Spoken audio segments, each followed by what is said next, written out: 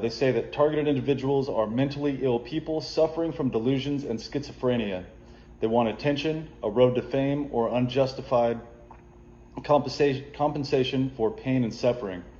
Whistleblowers are disgruntled intelligence agents, police officers, or other enforcement that were fired or singled out and only want compensation by the department they work for and revenge. Non-enforcement complainants are mentally ill people suffering from paranoia, delusions, and schizophrenia.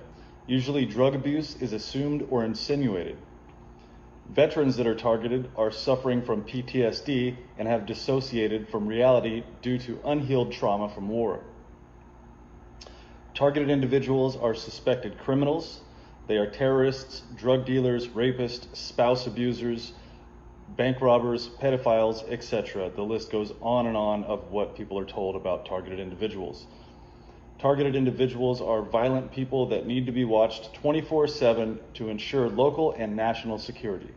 You hear a person in a respectable position say something like this, you just take it for what it's worth and go along with life and just assume that somebody that's a targeted individual is just nuts. And that's what they want you to do because this story is being covered up. I wrote this out in one afternoon, based just on the knowledge that I have in my head, that I've experienced, that I know personally. Many targeted individuals have a high IQ, are intuitive, empathetic, creative, artistic, compassionate, are empowered free thinkers, and are very vocal in general. Targeted individuals seem to fall into specific groups. Intel or enforcement that wanted to do more than follow orders. Potential leaders that would not be corrupted and would actually make decisions to help society prosper. These targets are usually identified at a young age. Defendants in custody battles against a connected person. A person that had a negative encounter with a connected person. Knowledge from investigative conclusion. Complaints from targeted individuals are similar or the same in the United States and all around the world. A mass delusion cannot be shared by millions of people that have different religions, political affiliations, genders, ethnicities, occupations, ages, and upbringing. Due to the exact repeating circumstances, facts, and conditions such as medical examinations, sworn affidavits, convictions of perpetrators in litigation, perpetrator confessions, and whistleblower testimony, it appears that occurrences in a targeted individual's life are carefully organized and executed events that are highly funded. I am a targeted individual, and I have personally experienced these techniques, tactics, and standard operating procedures myself. I've lived through this for years. I've just been researching and studying what was going on the last 2.5, 3 years, but I've been going through this for a very long time. I believe since I was a child. And I guess that's one part that I missed here. Many targeted individuals are, well, actually, no, I didn't miss that. It said these targets are usually identified as a young age. So some people, their family will sell them into one of these programs. It's a long-term trauma-based mind control program to synthetically insert traumatic events throughout the target's life to create nonstop trauma, which creates alters and dissociative identity disorder, otherwise known as multiple personality disorder. Then when the multiple personality disorder is programmed into the target or MK Ultra victim, they can use that person as a patsy or for multiple different types of uses. Okay, so motives for a mass targeting program.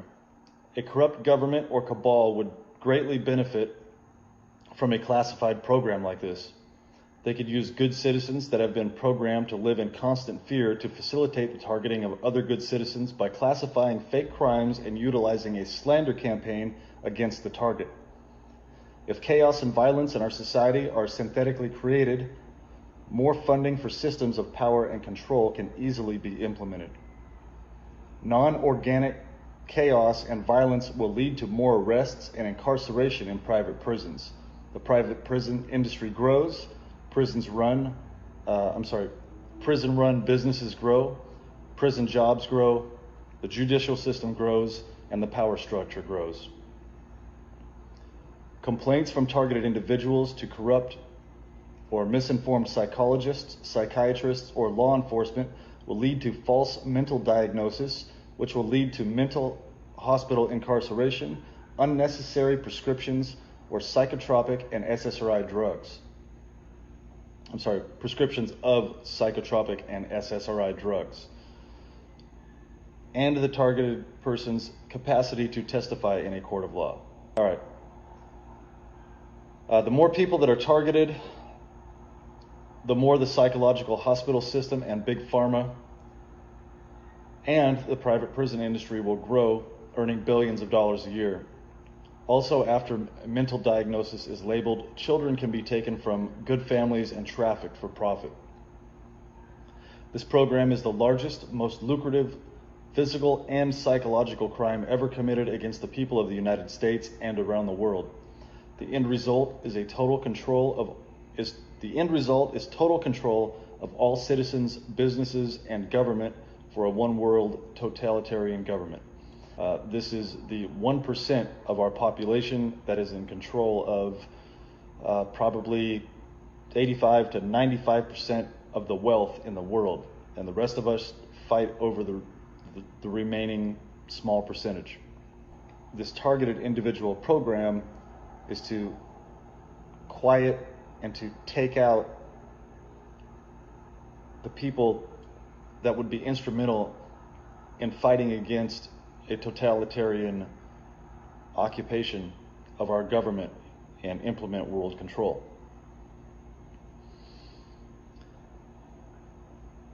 So thank you, John D'Souza. John D'Souza is called the X-Man. If you don't know who he is, look him up. His name is JOHNDESOUZA.